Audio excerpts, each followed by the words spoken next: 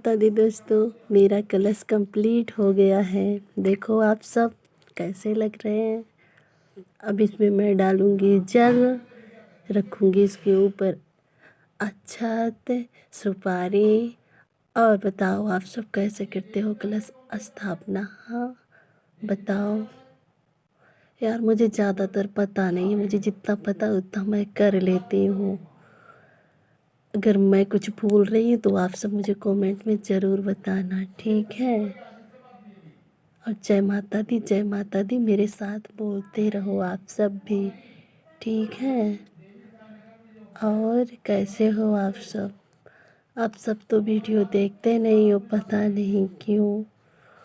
यार कम से कम मेरी कलश वाले वीडियो ज़रूर देखना, क्योंकि ये तो माता रानी के लिए है ना।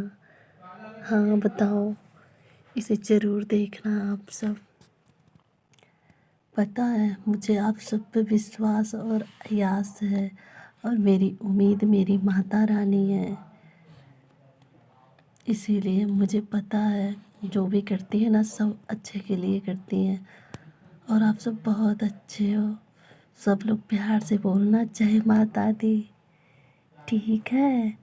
जय माता दी दोस्तों। आज मुझे बहुत अच्छा लग रहा है, मैं बहुत ज़्यादा खुश हूँ, क्योंकि मेरी माता रानी का व्रत है ना, इस करके।